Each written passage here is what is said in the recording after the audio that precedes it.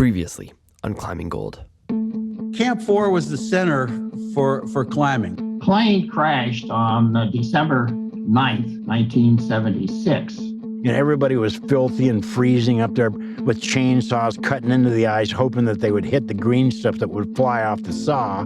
We didn't even think about anything like a risk or anything. I remember there's just feelings of terror and what am I getting myself into? The pilots' wallets are in the phone booth located at Camp 4. Click.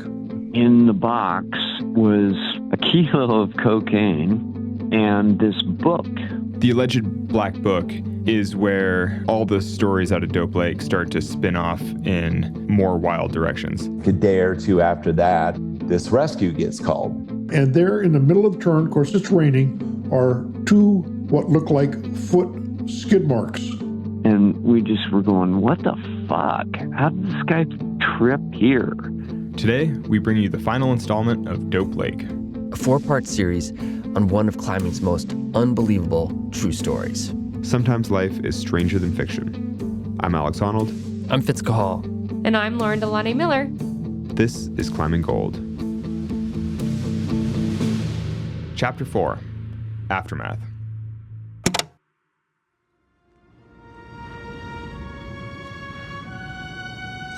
Do you have a favorite scene from Cliffhanger? Oh, I love Cliffhanger. I mean, what isn't a favorite scene from Cliffhanger? It's so classic. I mean, the bolt gun obviously comes to mind. He's all, we need a bolt. Shabam! And shoots the bolt in. I mean, that's cool. I don't know. I mean, the terror, like all the campusing. I mean, the scenery is amazing. You know, it's the Dolomites. It's incredible.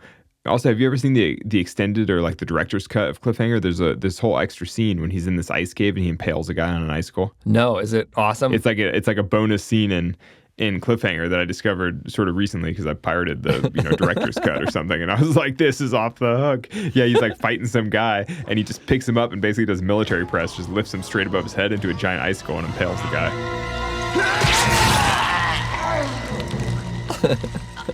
You're like, this is, everything about it is so over the top. You're like, wow. Where are you pirating stuff from these days?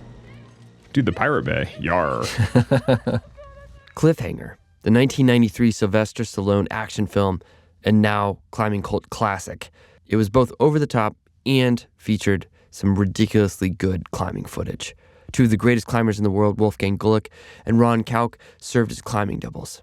The film brought climbing to a new generation of young people lining up at the mall multiplexes right as the nascent climbing gym industry had taken hold. I feel like every generation needs a movie like that. Maybe in another 10 years or so, they'll remake some other insane film and hire every major climber to participate in outrageous stunts.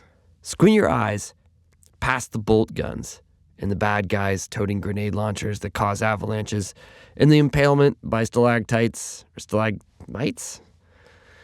Anyway, you see the perfect setup, the perfect truth, the perfect starting point from which to let an imagination run wild. Somebody came up and said, hey, I want to do a big thing that's got climbing involved in it, like a big movie, like a $100 million movie. More than a decade later, John Long, he's working in Hollywood, and he's on the set of one of the Rambo films, another Sylvester Stallone vehicle. And a producer comes up to him. Can you, start working on some ideas? I go, well, there was this plane crash, and you could crank that up to 100 decibels and have it involve this, that, and bad people come. And, that was sort of it, I just took the basic thing that there was a plane full of contraband and money. Of course, you have to sweeten the pot a little bit. And it's an evil whatever. And he comes and this thing crashes, and then people are after it, and then there's some conflict, and pretty standard. Money, drugs, assassins, conspiracies. Standard for Hollywood. But for real life, beyond improbable. Then again, there was nothing normal about 1977 in Yosemite Valley.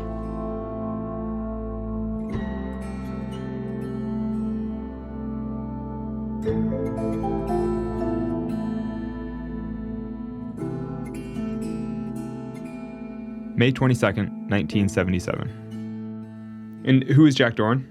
Well, I don't know who he is. I knew him in the valley. I don't really know where he came from or anything else. I wasn't really a climber. He went to Blayu and something. Someone like that was kind of a hangers-on. And I was next to him after we got our stuff out. This is climber Vern Clevenger. And he pulled out this black book and a wallet. And the black book had all these names in it. And he should have taken, it was $1,800. He should have just taken the money and put the black book back in there. But he didn't. He lasted about 3 weeks and he fell off going to Yosemite Point Buttress in the middle of the night. And I guess it was determined that he actually fell off the only place the trail you could actually fall off and die. Even in recent memory, has anyone died on a SAR? No. I mean, really not that I can think of in a really long time.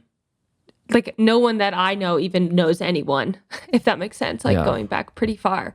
Yeah, like it's hard to even really comprehend it because you're moving in terrain that you're just so comfortable in and like places where you go on a daily basis.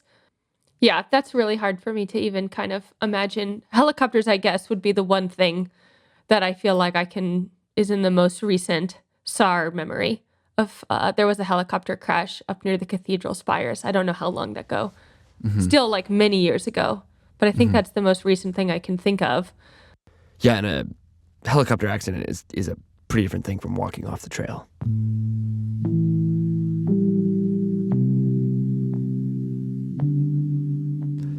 As night turned to day and the dual search and rescue efforts were underway, things got hectic in the valley. The two climbers were plucked off the top of Yosemite Point Buttress, while a second team, led by Butch Farabee, worked to recover Dorn's body. Several of us, including myself, are gotten out of bed, and by this time it's light enough, and we're able to find Jack, and he's obviously deceased. The events of that night sent ripples through the valley. For the rangers, a temporary employee of the park had just passed away during a rescue. It's a big deal. For climbers, a friend had just died in a seemingly improbable way. Everyone, both the rangers and the climbers, knew Jack Dorn had the black book. He didn't fall off the trail. He was thrown off the trail. There was a silvering evening, how about that, where we all thought, what the fuck is going on? Dale connects with John Leblonsky, who had been in the thick of the discovery of the black book and the cocaine. Yeah, we looked for the book, and I said, Jabo, where's the book? And he goes, I don't know, let's check his tent. His tent was cleaned out, and the book was gone. And while, it may seem like a pretty big leap mentally, or a suspension of disbelief to get to sort of this idea of a conspiracy or a murder. But it's important to remember that investigators were called in pretty quickly to close the case. When a lot of suits showed up from Washington and started walking around camp, clearly out of place, and this is Ranger Dean Paschal. Who's this and why are you asking? And it's just like, all right, this has gone beyond the rangers that we're familiar with. Although there was always that tension between the climbers and the rangers, Farabee was a great friend with all the climbers. There was always a cordial, trusting relationship. They needed each other. And then all of a sudden, when these Washington folks showed up, we're in a new world. This is like, okay, our adversary / friends, our frenemies, the rangers, are no longer now pulling the ropes on this. There's something new. And so, a lot of people just disappeared for a while after that. There were no witnesses to Jack Dorn's fall. Climbers remember law enforcement officers treating it as a potential homicide and fielding lines of questions that suggested a criminal angle. So even the questions may have planted the ideas. With no way to prove what happened, there was no way to prove what didn't. Everybody wants there to be a reason, a story, like something legendary about what happened to their friend. nobody wants it to be boring. Like, but sadly, the boring answer is normally the more realistic one. Like, Butch, what's your best explanation for what happened to Jack Dorn?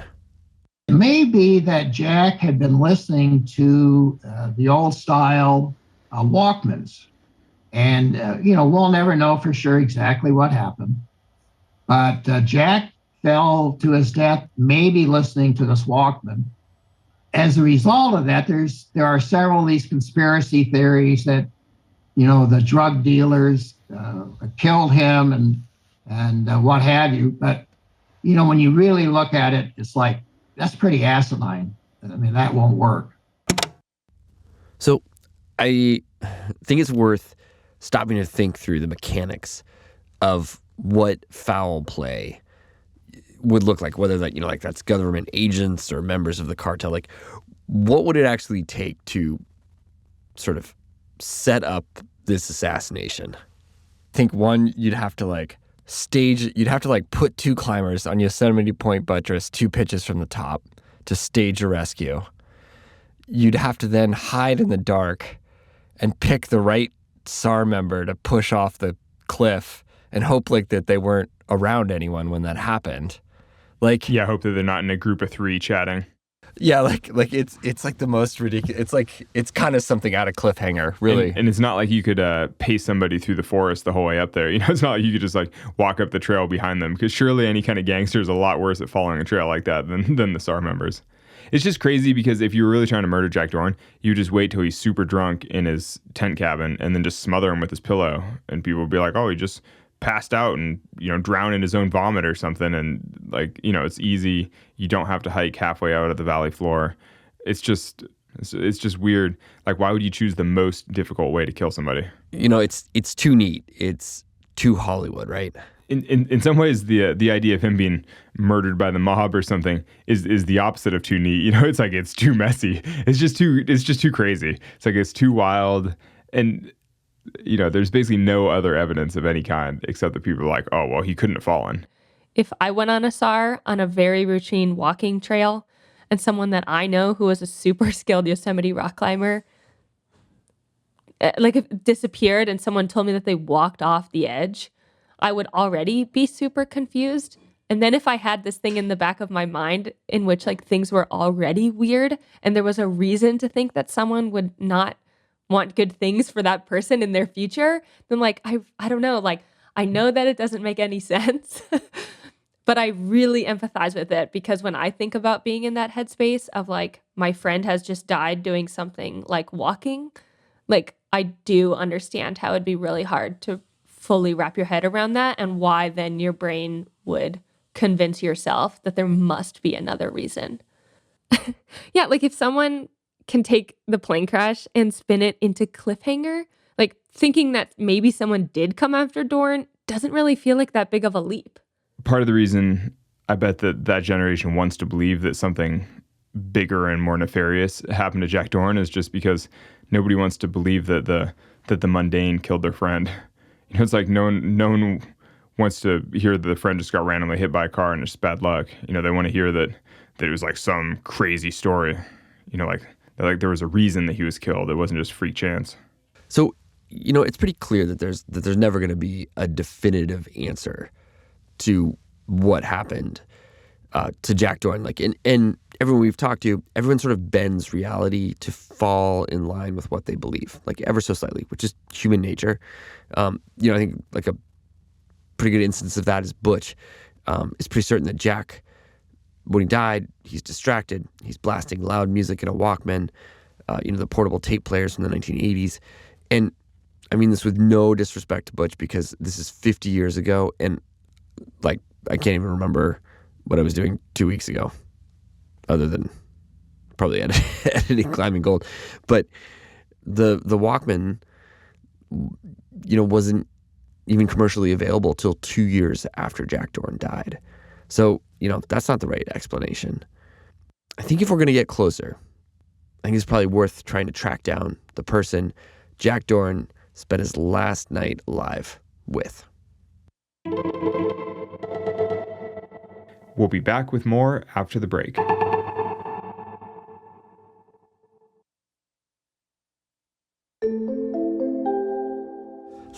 Who is Werner Braun? Werner Braun is an absolute legend in Yosemite National Park. He worked for the search and rescue team for more than 50 years and just retired a few years ago.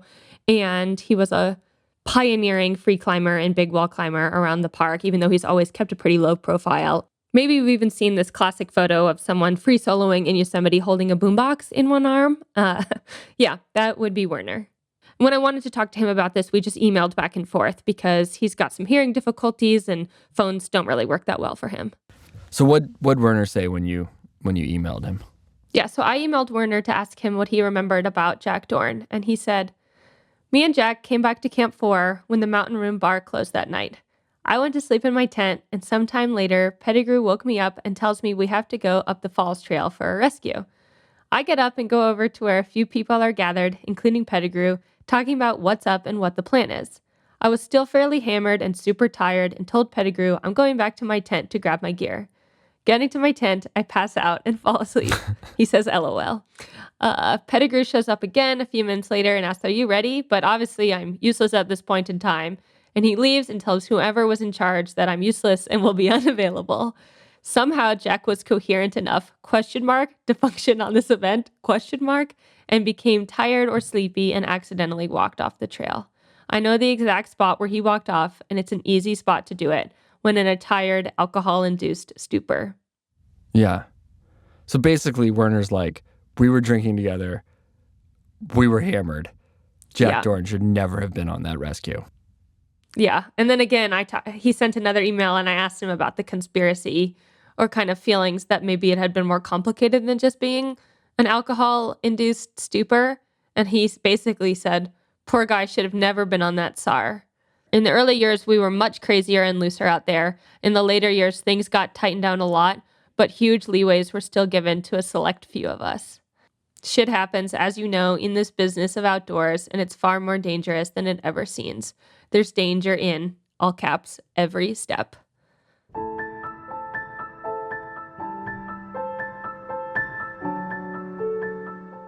You know, this story, it can feel like so much fun talking about it. Like it's this wonderful thing about an almost victimless crime in a magical time, and it just could never happen today. There's also a dark side to this story, right? It can be easy to forget about the pilots, John Glisky and John Nelson. And yes, they were doing something that was highly illegal and highly dangerous. But Glisky was also a husband and a father. Like, he had a young daughter who never got to know him. When we reached out to Pam Glisky, his wife, she initially agreed to talk to us and then started having nightmares. And it became too much to even think about talking about something that happened 50 years ago. And a lot of the climbers that were involved, some of them didn't want to talk to us because they don't remember it fondly. Amongst some of the Stonemaster's, there's a feeling that this money that fell from the sky almost came with a greater price, like almost like it was like a curse almost. One climber who returned from a sail, he totaled his car, he killed his girlfriend. Another couple who served as middlemen ended up getting into the drug trade, and 2 years later they were murdered. Several people had bad experiences trying to move the weed. A lot of these people were flying really close to the sun. This was like a fast and loose crowd in a fast and loose time. And looking back, it's hard not to see this as kind of the finale of the Stonemaster chapter, a point where maybe people moved on or grew up or just realized that they couldn't, maybe it wasn't going to always stay the same, right? And maybe it does seem cursed, especially if you're someone like Vern Clevenger, who in the summer of 1977 was looking at a very different future from that of his fellow climbers. It's all fun and games and you're hiking bales of weed down the trail, and then all of a sudden you're in a jail cell wondering, will you go to prison? Will you ever be able to, like, what will your life look like after this? And it like gets real really fast.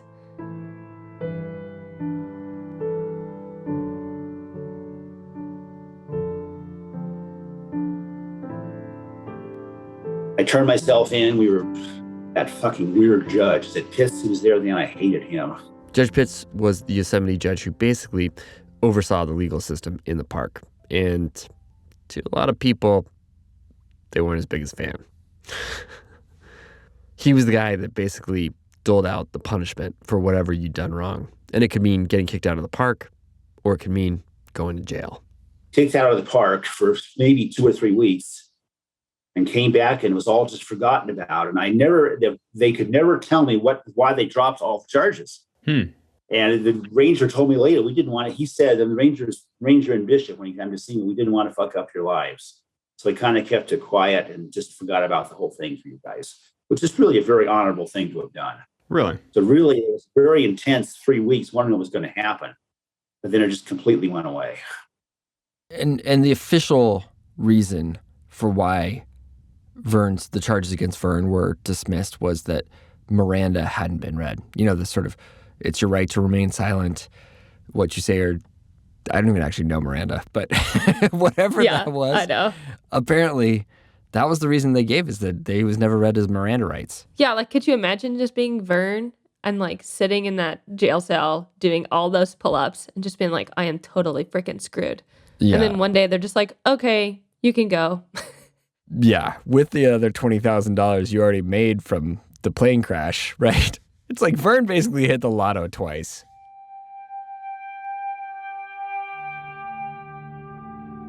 In retrospect, Vern was lucky. What could have been a long-term prison sentence ended up being a new lease on life. And Vern, along with the other climbers that were around during the plane crash, made the most of it. You know, how transformative was the money from the plane crash? When we went to Nepal the first time, that was a life transformation. So yes, you could say it was. How the other half lived in life, the other half meeting Asian people and their culture. To me, you know, it got me launched in a lifetime of photography and other ways of thinking, Eastern philosophies. I probably spent 1.5 years in Asia before I was done. Vern would go on to establish a successful landscape photography business in Mammoth Lakes. He bought his first camera with the money he made on Dope Lake. A lot of us made a fair amount of money. I didn't make as much as some. I only made about maybe 40. Climber Dale Bard. I bought myself a pickup truck with a little camper. So I moved out of my tent, and some made hundreds of thousands. Okay. They made enough to buy homes and live in really wonderful places like San Diego and La Jolla and all kinds of places, and have fancy cars, and yeah, it's crazy. People were used to living on not much money, so a little bit of money went a long ways. Climber Mari Gingery. People were talking about their trips to Europe, and nobody ever really mentioned how they funded all this. There was never any talk about how people were employed and how they paid for all of their sort of living in the outdoors for months and months and months. But the plane crash would come up every now and then, but nobody ever mentioned any names. There was never any, it was just a very general discussion of an event that happened without any personal stories involved. So it was always undercover. It was never on the surface. But if you spent enough time there, you would hear enough to put together the stories. For some people, it really made a big difference. This is Rick Accomazzo. And Vern's probably as good an example of that as ever. And with Backer too, he had, just having a little money in your pocket was a big difference. Yeah, and one of Rick's other friends and climbing partners, Jack Roberts, he also had a pretty life-changing experience due to the plane crash. He found his way up to the airplane that late winter and spring and made some money on it. I know he did enough to get enough money to go to Europe that summer. Chamonix, to be exact. It was there in the summer of 1977 that Roberts made a serendipitous connection with a British climber named Simon McCartney. The two hit it off immediately. And Jack was telling Simon all this time about Alaska.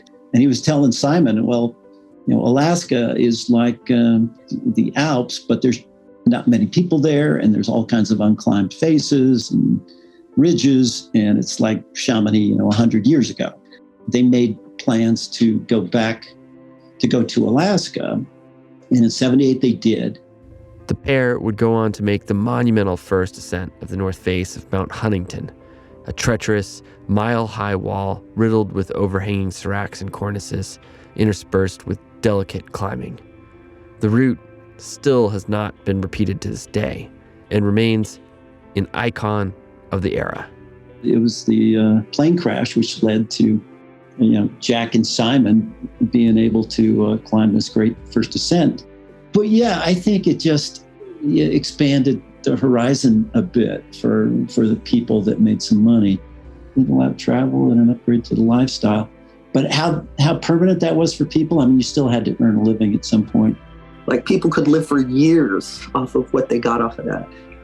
And, over the who knows how many people actually benefited, but it changed Yosemite, I think, in the fact the pattern of people living there was changed. I didn't change my lifestyle at all. But all these other guys, they did. Money changed them. But money didn't change me.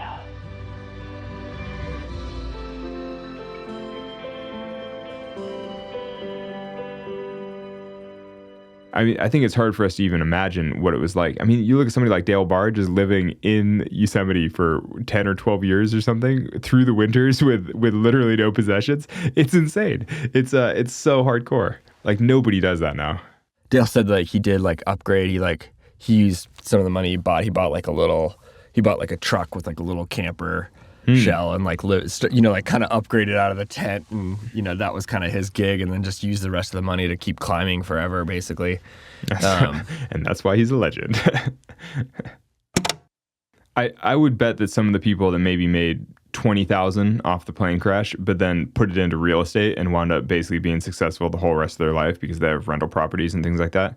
I would suspect that the dirtbags that bought themselves a van and went on a couple climbing trips then spent the rest of their life looking at the successful real estate moguls out there thinking like, well, they must have earned, hundreds of thousands from the plane crash. And you're like, well, no, they were just really smart about where they invested it and what they did with the money. Yeah.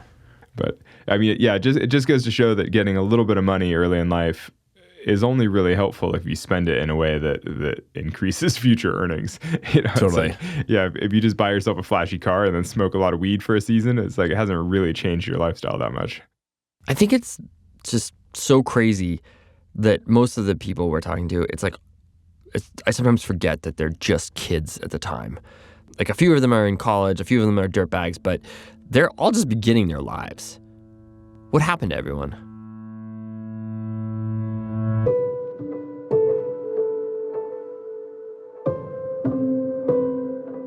I think Jim Bridwell just kept climbing his whole life and, eventually got old and eventually died. He didn't age well, like maybe a little too many drugs, a little too much time in the sun. Yeah. He just got a little worked. I mean, Jim Bridwell made incredible contributions to climbing and to search and rescue, and he put up roots all over the world. I mean, he's an incredible climber. I just feel like he could have done all that and maybe had just a slightly healthier lifestyle, take care of himself a little bit better, and then just had a much better second half of his life. Butch Farabee continued on. By the end of his career, he was part of more than 800 search and rescue missions.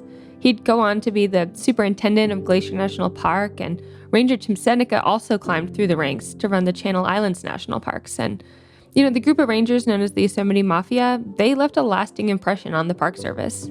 John Backer died soloing, unfortunately, near his home in Mammoth on easy route, presumably broke a hold or something, but he's just such a heroic character in climbing, and I'd certainly looked up to him so much as, being a soloist in California. And I was like, oh, that's John Backer. And it was pretty hard to hear that he could die in an accident like that. It's like, oh, if it can happen to John Backer, it could happen to anybody. Rick Accomazzo would go on to law school and ended up in Boulder, Colorado, where he still practices. Later on, he would co-found the Access Fund, the organization that protects climbing in America. I think John Yablonsky killed himself, no? Yeah, he killed himself in 1991. Yablonsky was always struggling with pretty big issues. And Yabo was crazy, or they would use words like tortured. And I think today we would all, if it was one of our friends, we'd be like, he's going through a mental health crisis and having these repeated moments. And that eventually just caught up with him. Yeah, I mean, I think even the funny stories about John Yablonsky and all sort of the classic stories you hear about him soloing a Joshua Tree and things, I mean, they are all tinged with the darkness. You're like, whoa, who would do that? Or why would somebody do that? Or why would somebody be soloing so close to their own limit? Yeah. Like, what does it take for somebody to push that hard and be that close to the edge? You're like, oh, that's all just a little, it's not normal for sure. Mari Gingrey went on to have an incredible career as both a scientist and as a climber. She wrote the first bouldering guidebook to Joshua Tree National Park, and she's been a hugely influential member of the Joshua Tree climbing community, and she still lives there today. John Long would take his natural ability as a storyteller and parlay it into a career in Hollywood, working on TV shows and films. I think Rick was telling us that you had a hand in creating the show American Gladiators, or somehow influencing American Gladiators. I was working on a show that had a person that started that show. I distinctly remember we had a meeting, and everybody's looking at me and goes, okay, how do we make this thing work? And I just told them that they were going to have to try to crank this thing to the moon with crazy, stupid outfits, jackass names, just make it into the gauchest, over-the-top kind of faux gladiator thing you could, and that would work. If you try to make it like a legitimate sport thing, it'll never work. And they actually followed that, but instead of, Testicles, it was one of the names I had. Instead of that, it was like Siren and, Thor and that kind of stuff. I really wanted to push it way over the top. Testicles versus Ovarius. Yeah. The Clash of the Titans. You're like, oh, geez.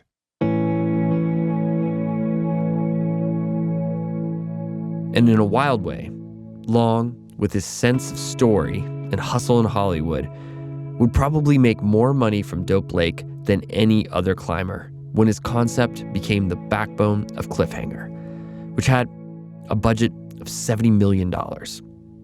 And he made it without ever carrying a bale of aviation fuel-soaked weed down from the lake.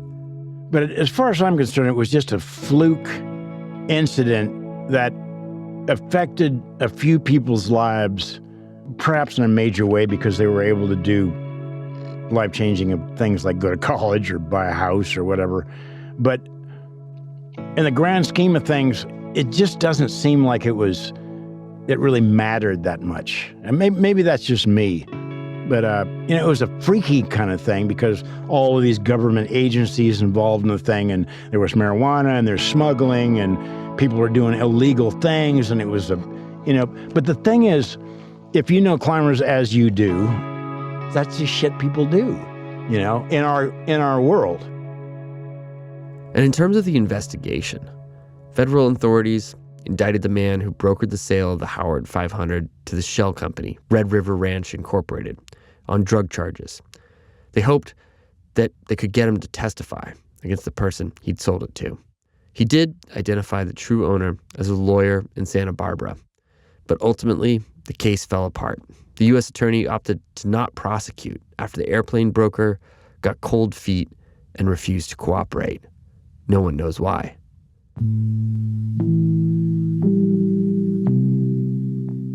By the end of June, the Park Service completed the cleanup of Lower Merced Pass Lake. The Park Service served the Santa Barbara lawyer with a $20,000 bill for the salvage operation, but he never paid. Lower Merced Pass went back to being a seldom visited lake in one of the quieter parts of Yosemite. But the story began to grow into something more. By the end of summer, a Central Valley newspaper had reported attendees of the Easter weekend haul had printed up hundreds of t-shirts that said, "I got mine at Lower Merced Pass Lake." 50 years later, you can go online and dozens of vendors still sell them. Today, you can even go and buy one from the Walmart website. And so, of all the craziness of the decade that you were in Yosemite and the sort of turbulent times, I mean, does the plane crash in Lower Merced Pass Lake, does that even stand out as one of the big events? Oh, yeah. No, yeah, but and it's taken on, as you guys well know, because we're talking about it almost 50 years later. Yeah, that's a good clue. Yeah. And on a sort of a mountain myth kind of a status. We'll be back with more after the break.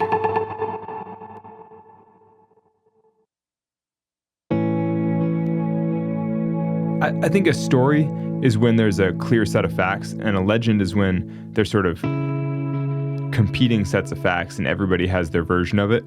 It's like beyond just the story that happened, and it's more like this incredible tale that everybody tells slightly differently.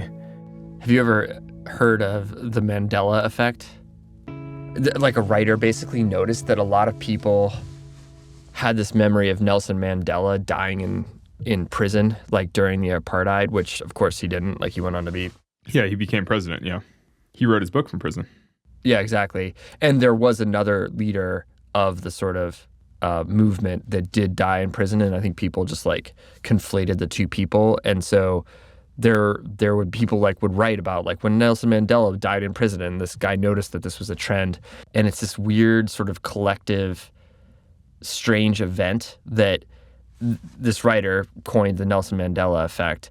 And then it's supported by a lot of research where basically people can almost generate a reality, especially like small groups of people, and particularly if that small group has a member that's very good at telling stories and very loud and maybe a good embellisher. And I always think of kind of John Long in that setting. That's exactly what came to mind. Yeah. I was like, oh, you have a strong personality that shapes the story in whatever way is best, and then that's what everybody believes.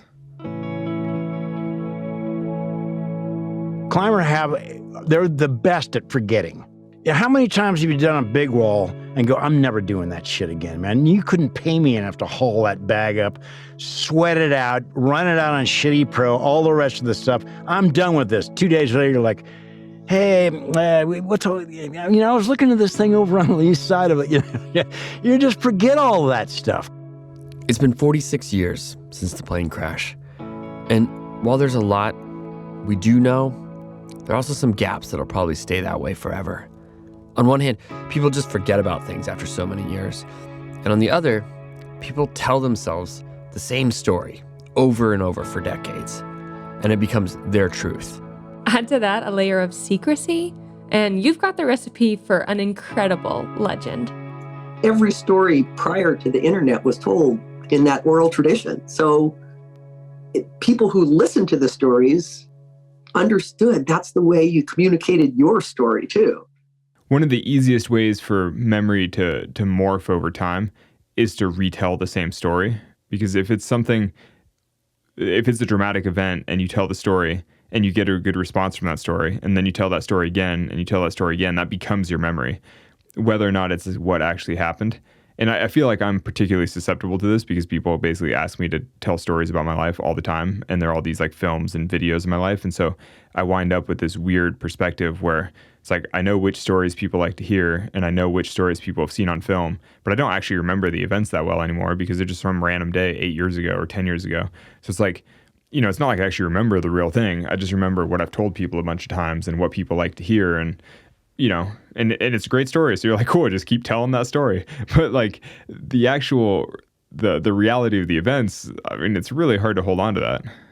It's all, we've said this before, but too, like some of the people that we talked to, but who didn't want to be on tape, they didn't have the best experiences with the plane crash, right? Because they're not like, oh, I want to recount the part where like I had $40,000 worth of weed ripped off of me and like I didn't come out on top. Like no one wants to really remember that. Yeah. Like that's not what gets brought up, or like the parts. Those are the stories where they genuinely forgot the details over time because they haven't really recounted the story many times because they don't want to talk about it. Yeah. So it's like 20 years later, they're like, actually, I forget the specifics because I haven't told anyone about this in 20 years. Yeah. It's like, oh yeah, the time I almost got murdered trying to sell a bunch of weed or something. Yeah. In like the backwoods of Fresno. You're driving around trying to find somebody to buy your weed. You're just like, oh, man. Yeah.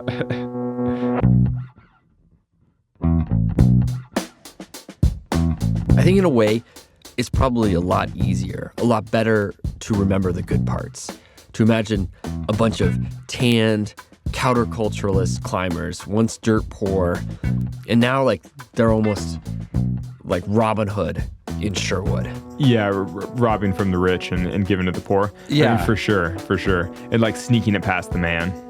And it's easy to forget, hearing their voices now, how young they were then. John Backer was 19 when the plane crashed. Vern Clevenger was 21, John Long 23. To be a teenage rock climbing dirtbag in Yosemite in the 70s meant living fully in the present. And everybody wants to root for the underdog, and I think that generation of climbers were the ultimate underdogs. You know, they just had nothing and they were willing to risk anything, and they're just like, let's go for it. Yeah, there's not really a villain in this story. I mean, from talking to the Rangers, it just didn't feel like any of them were too stressed. You know, none of them were like, oh no, this terrible thing is happening. They're all just there enjoying Yosemite National Park. And I think it's easy then for everyone to kind of root for it and think that it's this fun, very 1970s thing that happened that could never happen again. And we just like love that it's this, if not sex, then just drugs and rock and roll. It was pretty remarkable that the whole story happened at all. Had the plane landed in another lake in the Sierra, further in the backcountry, nobody even would have known about it. Nobody would have found it until the next season. But because it was near Yosemite Valley and there happened to be, the right kind of enterprising young climbers, it turned into an incredible story. I wonder if that's like why this story has endured for so long. There is just this sense of serendipity, like almost like it was fate. Only the diehard climbers stayed in Yosemite Valley in the winter. And on this particular year, they were rewarded for their dedication. The band of misfits who'd foregone material possessions to redefine a little-known sport called rock climbing, all of a sudden, they stumble onto piles of riches that only they have the skills to acquire. I mean, now, that's a story.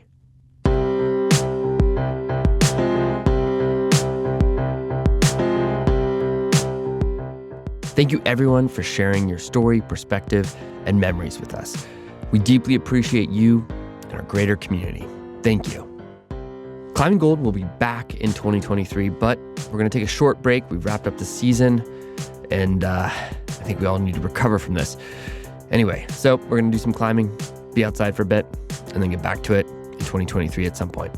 If you've been digging this series, please share it with your friends. In this day and age of disposable content, we think we've created something lasting with this series and with this show. And word of mouth is still the greatest driver in our community. So if you dig it, tell people about it. That's an incredible way to support the show. Climbing Gold is a production of Duct Tape and Beer. Our Zoom call technical support expert and guru, as well as host, is Alex Honnold. Dope Lake was written and produced and edited by Evan Phillips, Lauren Delani Miller, and me, Fitz Cahal. Evan also provided the original score and mixed the show. Additional music from Matthew Morgan and David Swenson, courtesy of Track Club. Social media support by Jake Wheeler and Skylar Perwins. Our executive producers are Jonathan Retzik and Ben Endy for RXR Sports, and Lizzie Hendricks and Becca Call for Duct Tape and Beer. Happy holidays, everyone, and thanks for listening.